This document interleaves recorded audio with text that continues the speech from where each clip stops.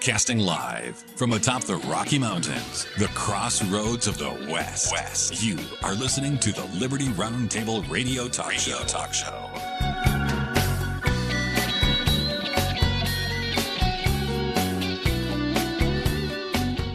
Sad to say, oil's up.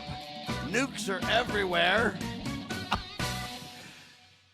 Americans are out of work or choosing not to work. It's a debate. The House spinning us into oblivion. And I'm Sam Bushman with your hard-hitting news the networks refuse to use honest money report. That means our brother Heath Perkins with us from freewatercoinco.com. And we got to talk about honest money, that's for sure. Welcome to the broadcast, sir. Thank you, Sam. Thanks for having me back. Let's kick it off right. Where's gold sitting, my friend? Gold's at $4,044.90 right now. Let me say this right, just so I got it. 444. 4044. Okay, so 4044. Mm-hmm. Dot 90. Okay, so it's sticking around, basically around the $4,000 mark there, ladies and gentlemen. Silver? Yep. 57.83. That's way down for silver quite a bit, even though it's, I guess you could say it's up compared to where it's been, but it's down from the last little stint, right? Correct. What gives? Down a little bit. Why? What the heck's going on? In precious metals, you always have a summer doldrum that happens. It kind of slows things down. So a lot of your affluent traders that are out there that are trading in the futures markets, and that's usually what drives this price is the futures market. But they're away on vacations. They're doing things over the summer. And so a lot of the summer, it just tends to go a little bit sideways or just in a downward trend. This usually picks back up in about September and really heavily in October. All right, what do you think is going to happen? Are we going to have an October surprise? This is a very interesting midterm election.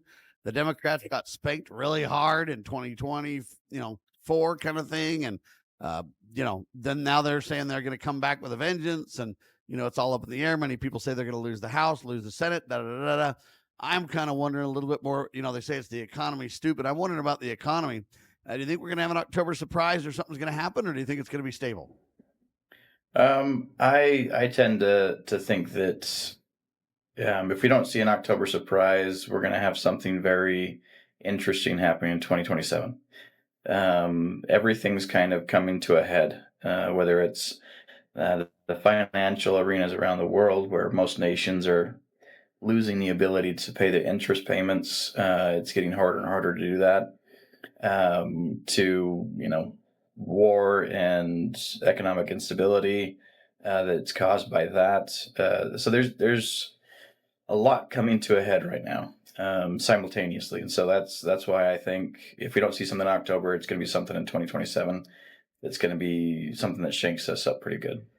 All right, let's talk about some of the things that relate to you saying everything's coming to a head, because I agree with you. There's a lot of tidbits going on.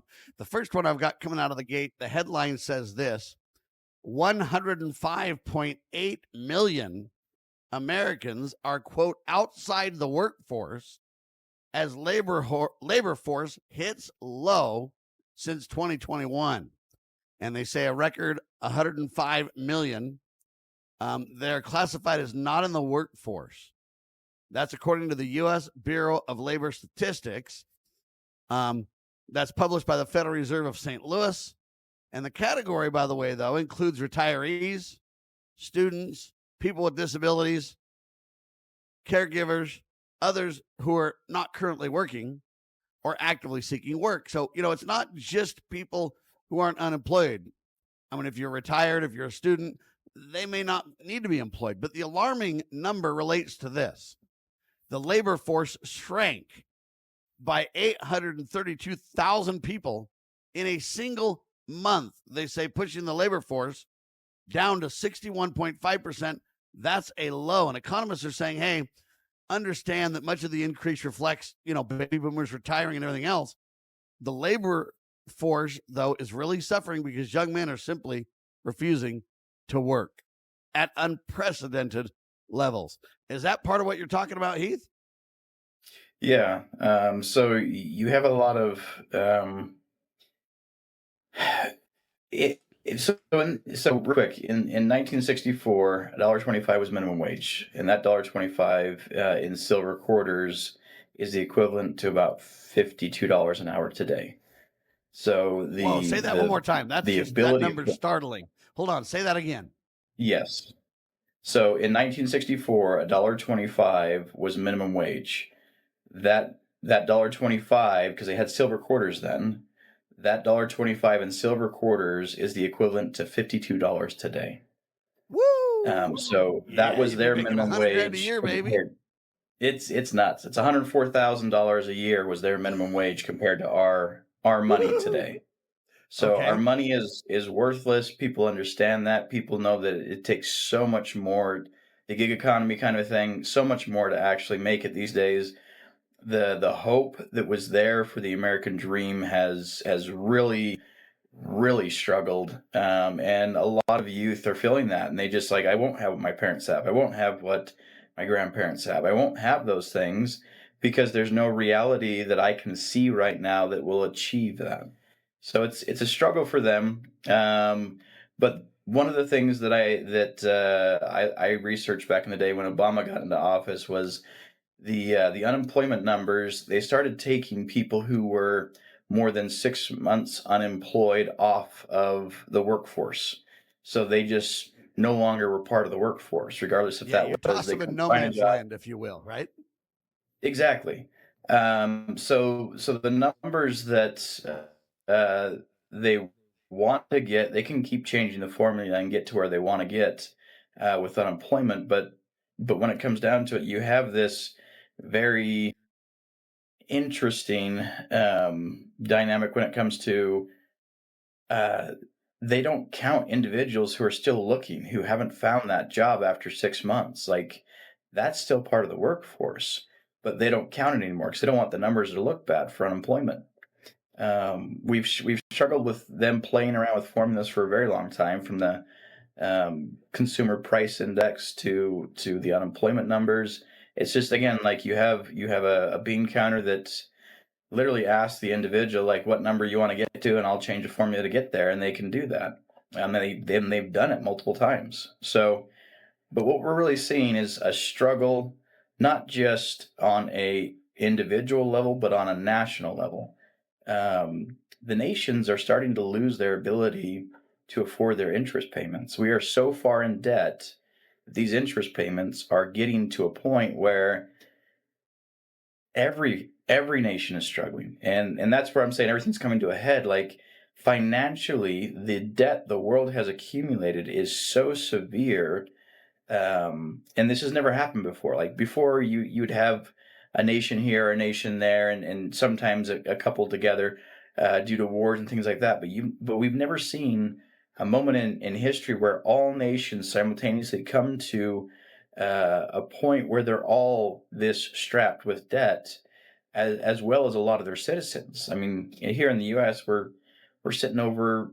I can't even know. I don't even know the numbers. I know it crested over $1 trillion in credit card debt. I don't know if that's gone how much higher than that, but Yeah, the we're number's sitting at higher. You got student loan debt that's way out of control too. So if you're a student, you're just racking up debt as part of the problem. People are deciding to go to school because they say there's no work, but maybe I can get something at the end of the rainbow here. If I go to school for a couple of years, maybe things will improve. You've got a lot of young men that are saying, listen, man, I'm not going to get married because, all the women are witchy women. They're taught that women are horrible, and women are taught that men are horrible. So they've destroyed marriage in America. Plus, it costs more to get married. So guys are just saying, hey, I'm single. I don't need a lot of money. I can live in my car. I can be on the road, or I can, find a little trailer somewhere, or I can couch surf, or I can do this and I can do that. And they've really found a way to live really, really, really inexpensively and not need to work per se. They can just pick up odd jobs here and there, so nothing counts. And they're just kind of waiting to see what happens in the economy. It's like waiting for the other shoe to drop. It's a little bit Chicken Little-ish in the sense that they're waiting for the sky to fall or something like that. It's really a sad reality, but they're just refusing to work because they're like, hey, I can't accomplish anything anyway. And even people that I know that do work, that have families, are saying, you know what? I appreciate that I make 80 grand a year, 100 grand a year, but frankly, it's just not enough money now. I mean, really, you just documented at the start of this whole segment that 100 grand a year is like minimum wage in 1964. So people are going, I just got to have a raise. I can't support a family like this. Sadly, it's true. And where I live in Utah County, they just had a cost analysis for some of the areas that were at $625,000 for a house. Who can afford that kind of stuff, Heath? Your house payment's like 5, 6, 7 grand that way. Yeah. It's insane. Anyway, when we come back, we'll have Heath respond to that. I also want to get into Congress is spinning us into oblivion. I'll tell you about it. We'll do it in seconds. I'm Sam Bushman. Heath Perkins with me.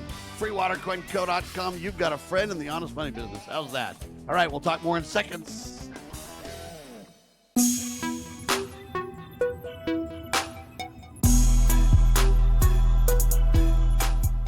All right, back with you live, Sam Bushman, Heath Perkins, freewatercoinco.com on your radio and TV. So, Heath, I was saying right before the pause, these young men have just given up. They're like, man, I can never achieve anything. I mean, if I make 100 grand, it's minimum wage, for crying out loud. I can't cope. I'm not doing it. So they just find ways to live flat out cheap as all get out. And they're just like, hey, man, I'm just going to hang out and see what happens. There's nothing else for me to do. And when you start to create a nation of no hope, you know, you can run around and talk big if you're a politician and you have plenty of money, that everything is fine. But people know better. Internally in their hearts and their souls, they're going, hey, man, you can say whatever you want to, but I know the truth, Heath. No, completely agree. There was a good study that came out. A lot of psychologists and psychiatrists wanted to know what was causing suicide rates to spike. And a lot of people think it's, medications and things like that. And that was, about 50% of the individuals that were in those categories had that. But the biggest thing that caused the suicide rate to spike was hopelessness. We are at a point where helping individuals that are young with hope is going to be what gets them through. Like there truly is a lack of hope right now when it comes to the physical things in this world. And that's why we need to start flipping things. Instead of the hope of the physical getting better, the hope that the spiritual is going to get better. We need to and go the back sad to a part point. is some people are even saying, hey, you know what? If you have too much hope, you're delusionary. They're calling it now, you're on hopium. Yeah. Well, it's because it's so bad. yeah. They're saying it's not real is the problem, right? Well, if you can't think optimistically, it's hard to get out of any kind of situation. You're kind of limiting yourself to, this is where I'm at. These are the the frequencies I'm putting out, if you want to say that. And what you get back is not going to be a positive thing either. And so, like, we have to understand that we are in more of a spiritual scenario, and we keep thinking physical things are going to solve our spiritual problems. We have a lot of spiritual problems in this world, and the hope is going to come from the spiritual side. It's not going to come from the physical side. It doesn't matter how many things you have. There we go. Yeah. It doesn't matter how many things you have. They can't make you happy. They can't give you the hope. It's understanding your relationship with the divine that allows us to gain the hope that we need. We need to understand and go back to a God-fearing nation, go back to a humble nation that's willing to submit, in a sense, to a higher authority, and let the higher authority guide us in our lives. Like we need to get back to God and to that spiritual side of things. That's where the hope's going to come from. I couldn't agree more. In fact, young men are turning to religion more. They're startled about how young men are turning back to going to church and turning back to religious things. And I do think that is where the hope needs to come from. Congress doesn't see it that way, though. Congress just went out of control. The Republican-backed House just voted $95 billion. It includes funding for the Iran war. They call it the Iran conflict because they don't want to say war because they have to admit that it's a non-declared war. So they use the word conflict to play games here. But it's a $95 billion to fund the war and to deal with election-related initiatives. The measure now moves to the Senate, they say. That's $95 billion for that alone.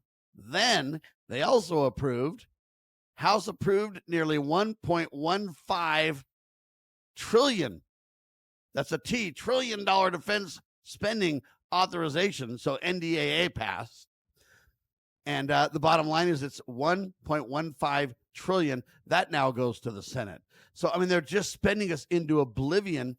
And what they don't really understand, as far as I can see, Heath, that's just going to add insult to injury, my friend. Yeah, well, yeah, like you talk about these young men not having hope. Well, on top of that, they know how much we're ramping up the spending on war.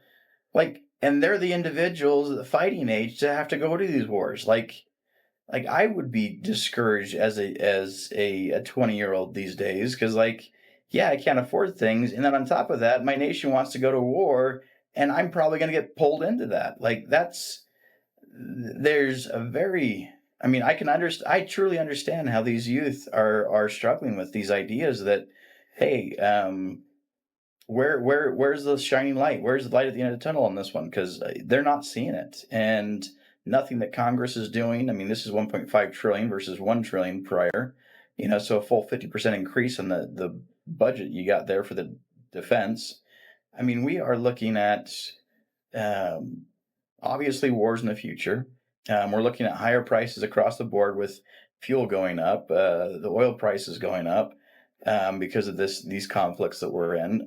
We're seeing inflation continue to go up. I don't think we're going to see this year interest rate drops. We're probably going to see interest rate holds or hikes due to we just can't stop the inflation. Things are just constantly getting more and more expensive. The housing price, like you said, in Utah County here is $625,000.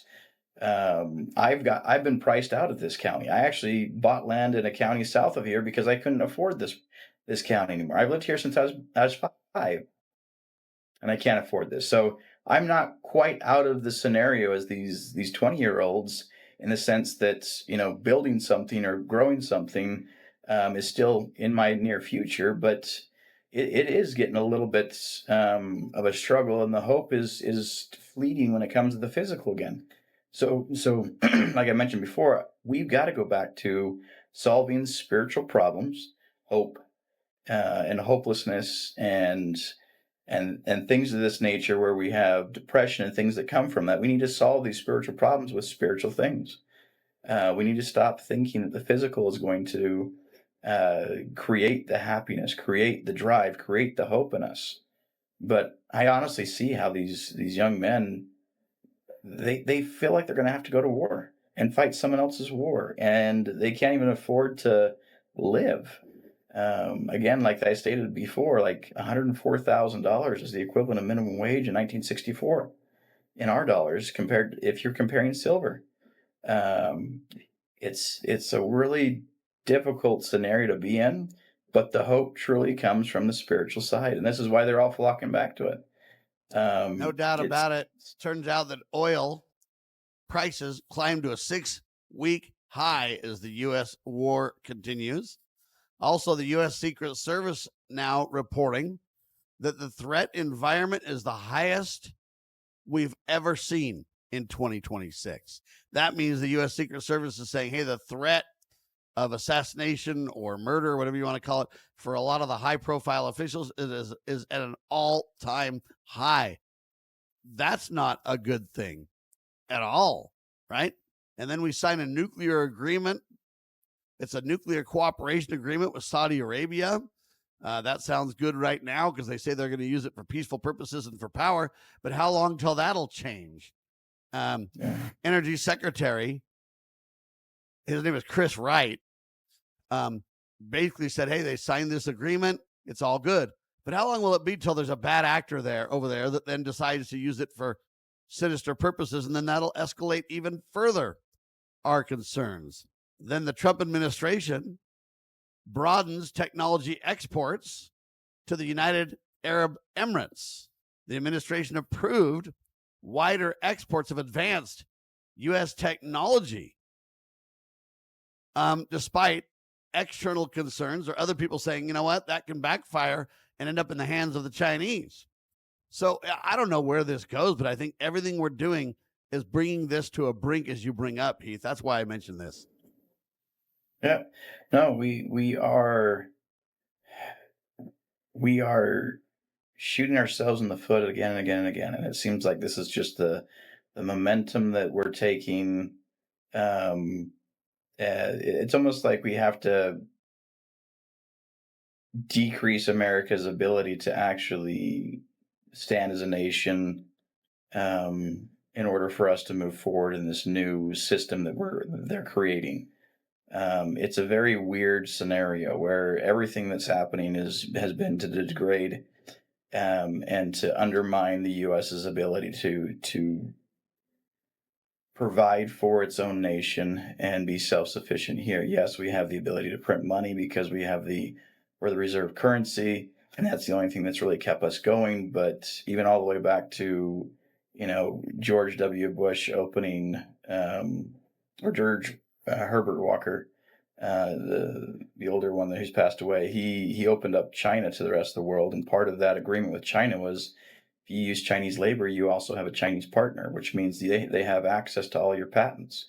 So when Caterpillar went over there, when Boeing went over there, they got access to all the patents of these top end corporations, and they got to leapfrog all of the R&D that they needed to do to catch back up to these companies, and now they just have the patents. I mean, this is the reason why China has caught so quickly up to these superpowers in the world, is because as soon as you utilize them for their cheap labor, you had to agree to a government partner, and that partner had And rights to all American leadership basically aided and abetted the enemy, if you will, on that. It's a tragic reality. The Yeah. problem is there's no way to back away from that now is the problem. But now the headline says crypto legislation gains momentum in Senate. Washington prepares for massive crypto shift. A long-awaited cryptocurrency bill is advancing in the U.S. Senate, potentially reshaping asset regulation and the future of the crypto markets. You only got about 40 seconds, but respond to that really quick, will you, Heath? Everything's going to the crypto markets. Everything's going to be digitized. Everything's going to have a part of the blockchain. Doesn't matter what asset class it is. I mean, the whole entire stock market's being transferred over to a digital system right now. A tokenized It's digital world coming. with the government having a thumb on the scale, ladies and gentlemen. It's disaster. We better wise up quick. Thank you, Heath Perkins, my friend. Yes. We'll talk soon. Okay, sounds good. Thanks, Sam. You betcha. FreeWaterCoinCo.com, ladies and gentlemen. You're talking a real honest money solution at your fingertips. Make sure you hedge your bets and stabilize your portfolio. FreeWaterCoinCo.com. I'm Sam Bushman. God save our constitutional republic.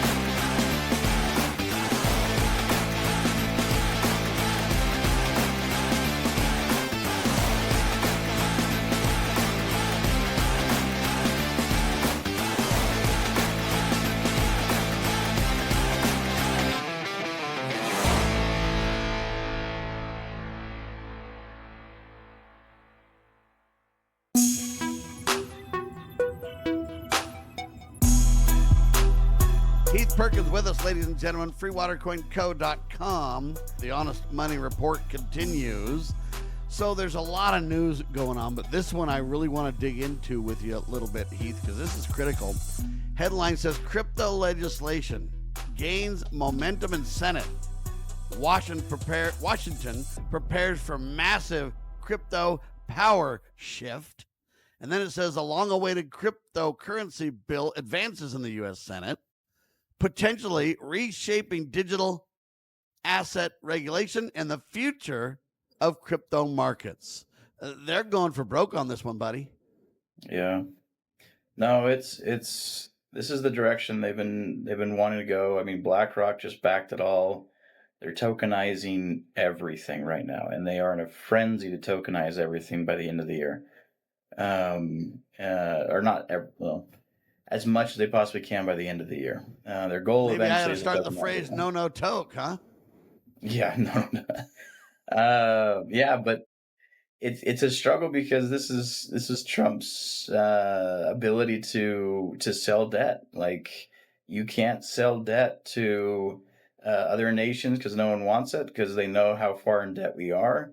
And so, what did Trump find? Trump found all the stable coins to sell the debt to, and every bit of debt that they buy turns that into a digital currency, a digital token that can be utilized out there, USDT Tether. So it's starting to get to a point where Trump doesn't want a central bank digital currency, but he just handed over the central bank digital currency to a private institution that is buying our debt. So it's like we're feeding the very beast that is going to create a central bank digital currency just in private hands versus more of a public entity that we can vote people in that can stop. Like you don't have a say when it comes to the private side of things. So this is, I see a bit of a danger here with this.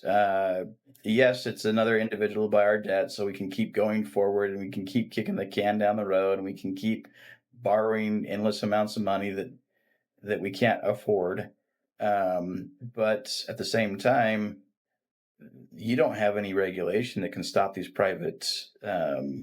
these private institutions from doing what they want with this digital currency. If they get the rights to do all the digital currency, like we're seeing from the debt that's being purchased from the U.S., this is insane. Where like if this was a central bank digital currency, we would have a bit more say. We would have the ability to vote people in and out that could actually do something. This is private bank. This is private institution where you don't really get a say on how things are ran with their business. But we're being So there's corporatized and double-edged sword on this one. we're being corporatized and turned into a fascist nation on all fronts, though. Donald Trump buying stakes in businesses left and right. We did this with the auto industry back in the day, big time. We create moral hazard by this, where you're going to have more and more and more government involvement in private business to the point where I don't know that we're going to be able to back away from that. And then if you move it to a digital currency, you tie more to the government. So, yeah, people can compete in the currency world, but at some point they'll say the Federal Reserve has to be able to control all currency in the dollar world or the gold and silver world. You can't create your own currency, or you're what do they call it? Counterfeiter.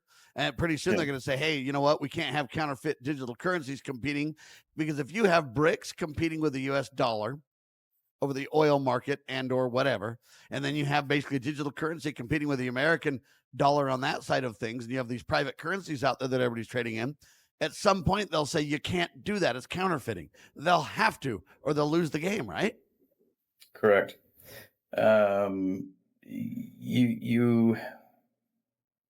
We want to maintain the reserve currency ability that we have, which is gives us the right to literally print money consistently and continue to issue that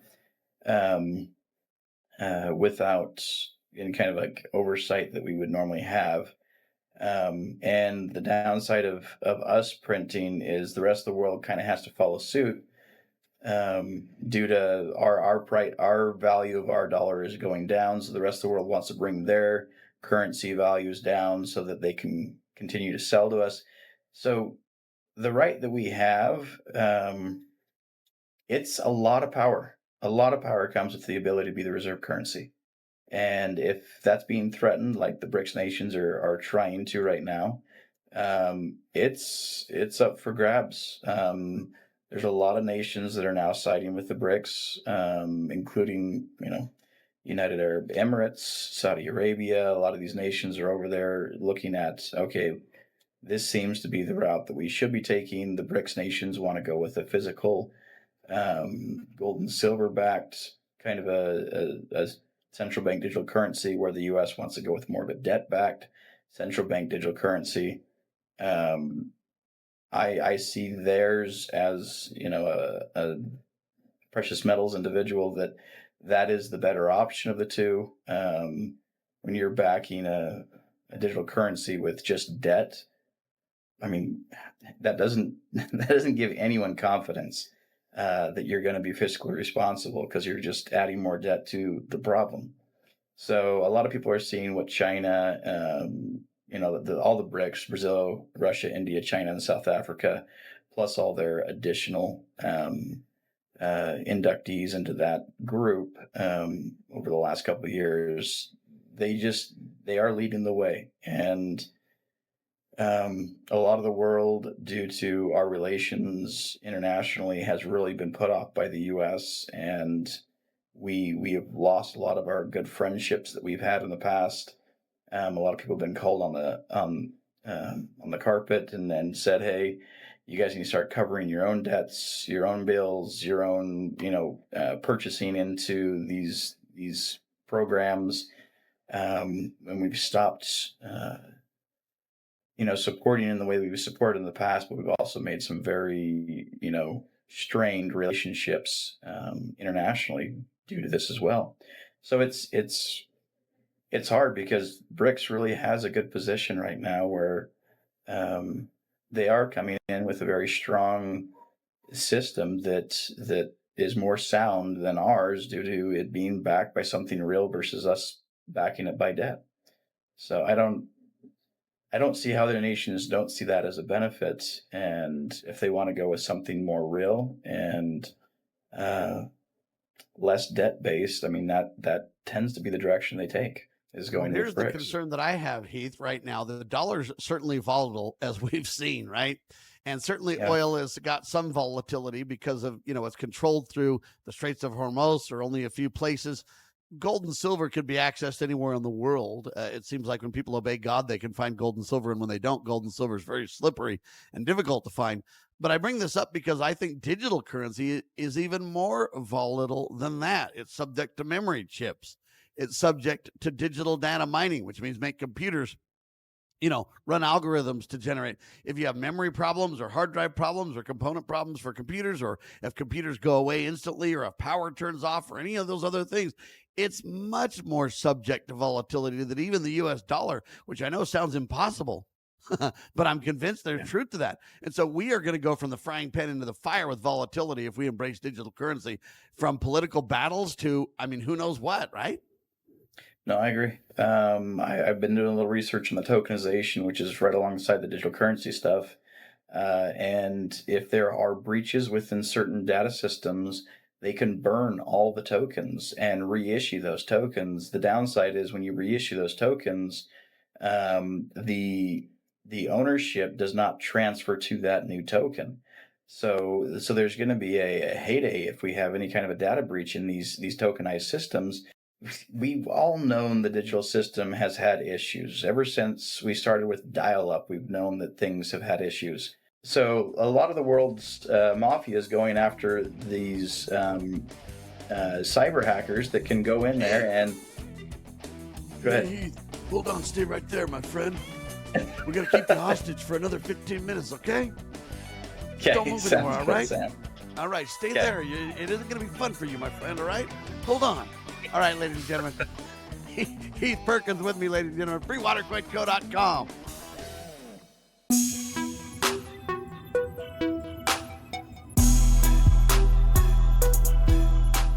We've got an incredible hour today with Heath Perkins with me.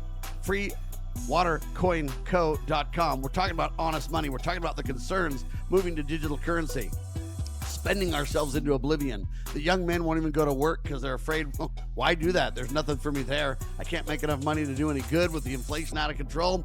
And not only that, I'll probably just get sent to war. So what's the incentive for me? And it's a tragic reality that we're facing as America turns away from God and away from godly ordained marriage and families, because there's no way to support a family. Well, anyway, I want to throw this out. I believe that digital currency will make things even more volatile than they already are from an economic standpoint. And so what I did on one of the breaks is I put in Heath Perkins' claim.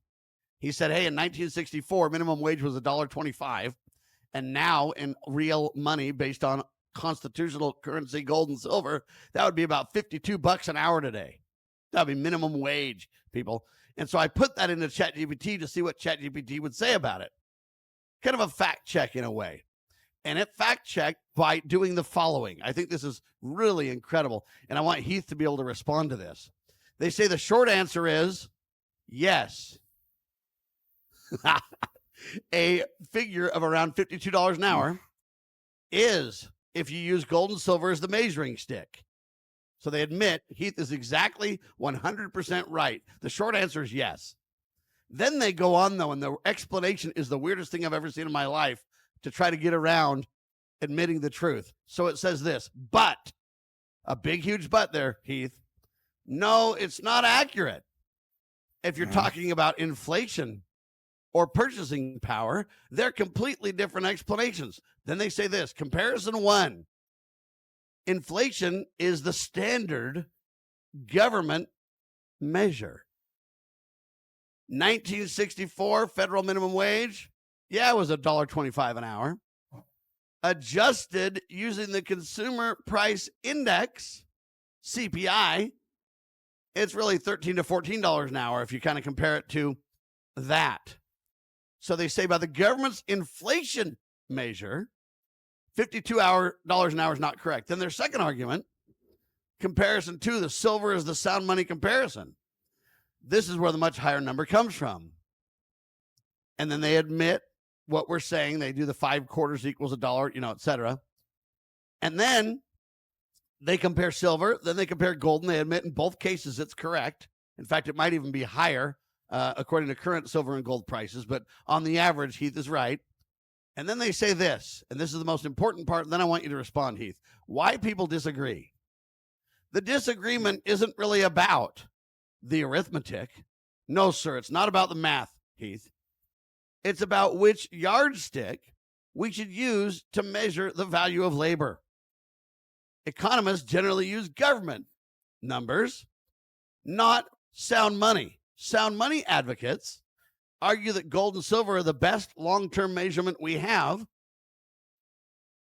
Precious metals preserve purchasing power better than government inflation and fiat currency. They say both mathematical equations are mathematically valid, but they answer different questions. Okay, and that's the debate now. How many dollars buy the same basket of goods? And they go on and on. But at the end of the day, what they're basically saying is, look, the government decides the terms and the details, the definition of words. And if you go with the government's definition, you're wrong, Heath. I am wrong. I'm okay with that. Think about that explanation, though, how psychotic that is. It's like we've got math and then we've got girl math, okay, Heath? And girl math is just as valid as math. Not. Do you want to respond to this? It's insane. So the reality is, if you make it simple, like I made it simple, the simple numbers show the truth. If you can convolute and make things complex, you have to bow down to an authority to give you the answer. So these authorities want these complex CPI things, and and this thing, like I was talking about earlier, they can change the formula on how they get that number for CPI. Like CPI used to be a certain baskets of goods, which included steak to begin with, and now it includes hamburger. So they substitute steak for hamburger, and they say it's the same thing. So they can alter their formula, their complex formula on how to come out with, oh, this is what inflation truly is. I'm just showing you the simple math. $1.25 in 1964 was 5 quarters. 5 quarters, they were all silver. That silver translated today is $52.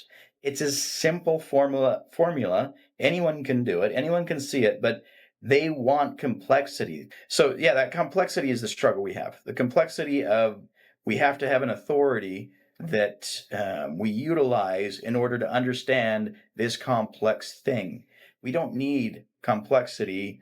We need simplicity. If you can't teach these things to a elementary school kid, you shouldn't be teaching these things. There shouldn't be an authority out there that can change things at a whim and alter what they measure things by. And that's what they do with the CPI. So it's hilarious because all they want is to be the authority. All they want is to create complexity. All they want is to shade the things that they don't want you to see, and that's what they've done. We don't see that if we had sound money, if we had silver, that it'd be worth $52 today, is minimum wage, like it was in 1964. It's just a bunch of shady ways of getting people not to acknowledge real truths, which is our dollar has lost insane amounts of value. We can't purchase anything like we could purchase in the past. That's on us. Our struggle really comes down to is we don't understand money, therefore we're going to continue to get bamboozled by money. We don't understand what money is. And because we don't understand it, they can take advantage of us. And they do. It's the complexities that are the struggle. And we need to start making things more simple. Anyone can understand what I told you earlier in the show about $1.25. You can go and do the math on that. You do the ChatGPT to fact check me on that. And their answer is such a 1984 doublespeak kind of a statement I've ever heard. Like, yeah, either you can trust the sound money thing or you can trust our government numbers and that we're keeping those legitimate and we're not changing out, certain things from our CPI. I mean, it's insane. This is the insanity that we deal with, Sam, is there's no clear voice out there that goes back to simplicity. They all go to these complex things because they want to be the authorities. Very few people can understand these complex systems, and they know that. They thrive on that. And that's why they stay on top, as they make everything so complex. All right. So the headline for Heath Perkins today is this, ladies and gentlemen. What happened to the U.S. dollar? A 1.25, $1.25 minimum wage in 1964 is about $52 an hour today in gold and silver, honest money. Heath, what do you think of that for a headline? Yep. I True telling? 100% agree with it. Anyone can fact check that one. Go for it. But that's why you see the youth have such hopelessness. I mean, I can simplify it to that kind of an answer, to where it's like, yes, you'll see the hopelessness because they're not making $52 an hour. They're not making equivalent of purchasing power to 1964. Is that $52 an hour? Like, we're not seeing that. I don't know anyone who's jumping right out of college, making $104,000 a year, unless you're a doctor or you're a lawyer. Well, but who wants to go to college for minimum wage? Yeah, exactly. Yeah. I mean, come on now. You're supposed to make minimum wage without going to college. That's if you don't even have a high school degree. You should be able to make minimum wage if you have a skill. Yeah. Minimum wage isn't what you do when you get out of college or something, is it? No. So even that is a sham, folks. And that's the problem we're facing here, is that we're not admitting true money. And what they want to do is move you to this alternative discussion about what they claim to be buying power, right? So, you used to buy Charmin. Now you buy one strand or one ply toilet paper, and they're saying it's equivalent because you can buy TP. It's a lie, folks. It's a manipulation. It's not true. And the bottom line is people can see it because whether you can understand their complicated debt-based currencies versus real, honest, godly asset-based money, is they want to try to fool you with economics and fool you with, well, you got to have a degree in this to understand, Sam. And here's my response. You don't need to tell me nothing. When I go to the store, I understand. Isn't it that simple, Heath? Bingo. Yeah. We all feel it. Like we all oh yeah, 3% inflation or 2% inflation or 1%. Yeah, right. The cost of just the day-to-day expenditures is nuts. Every time I go to the grocery store, it's that way. Every time I go, and I mean, good heck, I'm paying $180 an hour for a diesel mechanic.